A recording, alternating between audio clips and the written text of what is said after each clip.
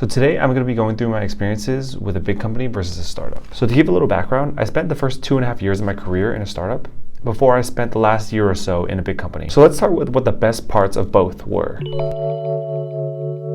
There's a large opportunity for company growth. So this is the reason a lot of people want to join startups. They want to be part of the next big tech revolution and see a tiny company grow all the way to becoming a powerhouse. Career movement is much easier. So let's say eventually you want to become a manager or a project manager. At a big company, it's very unlikely you'll be promoted to B1 unless you have specialized training or you go to graduate school and get an MBA. However, at a startup, it's much more likely that you'll start off as an engineer and get promoted to a leadership position, depending on how hard you work. So this could be a huge opportunity if that's what you want to do in the future. The amount you will learn. There's a term called wearing a lot of hats in startups. Basically just means you'll be doing a lot of things outside of your job description, which can be great as a learning experience. In my personal experience at my startups, I was hired to do front-end work, but once I got hired, I ended up doing back-end work, infrastructure work, database work, all under the same position. You'll be given a lot of technical control over implementing really complicated features, things that you would never be trusted with to do on your own at a big company. Flat company structure. So at a startup, the company structure is much more relaxed, meaning you'll be able to interact with leadership pretty easily, and leadership will be sometimes much more involved in the day-to-day challenges of the engineering groups. Number one is more compensation. So big companies simply just pay more. They're able to do this because they've already solidified themselves and make probably millions of dollars in annual revenue. So they're able to pay more to attract and to retain talent. More people around to make connections and friends with. Sometimes companies even put on events to help build out your professional network and to meet people in your group. You'll generally spend more time with your coworkers in a friendly setting, and you can even branch outside of your team to connect with others. This can be a huge networking opportunity. Usually good work-life balance. So this is kind of speaking in general, but there's less instances of fires that need to be put out all the time, at least not on a daily basis. And there's much less random deadlines that come into play than at a startup. This in turn makes your overall work-life balance better. There are just a lot more random perks that are put in place to attract new talent. Whether it's free food or more holidays, more sick time, better offices, better equipment. All these extra benefits are generally not found at small startups. The first is that work-life balance can be a struggle. In a startup, customers are the most important part. If a customer has an issue or wants a feature, the deadlines can come randomly and be very tight. This means long hours, weekend work, etc. This also comes with a lot of implicit and explicit pressure from management to work harder and longer and all that kind of stuff.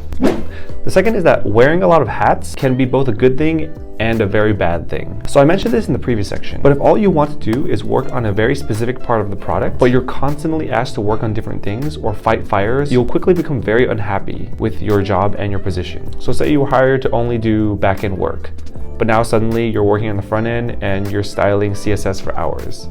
This can happen and it could significantly decrease your quality of life.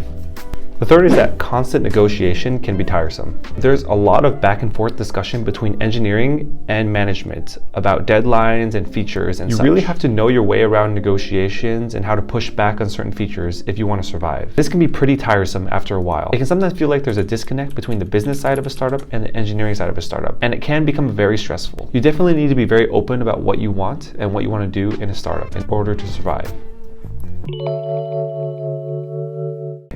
So to start off, the work can be pretty dry. The term cog and machine is a pretty common thought amongst my friends and coworkers when they talk about working in a large company. You kind of realize that every team controls a very, very small portion of a huge product, and that if you were to one day disappear randomly, you could be replaced pretty easily. It's also the fact that the changes you make just won't be very significant to the overall product itself, which can be sometimes demoralizing.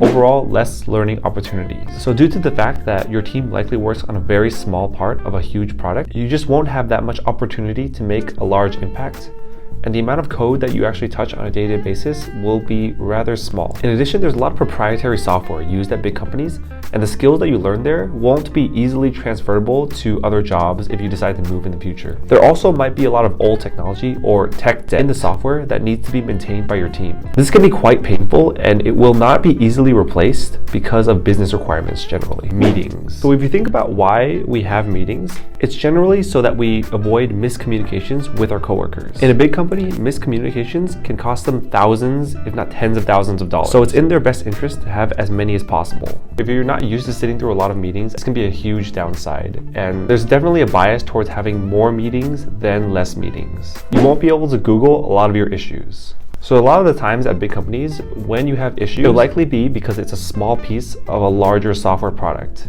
And these issues can't be easily searched on Google. You probably just have to find a stakeholder for that piece of software you're working on and talk to them directly to figure out what the issue is there. It can take a lot more time than if you were working on a school project or working at a smaller company where you could Google everything, and might take some adjusting to. And that's all I had for today. Thank you for watching.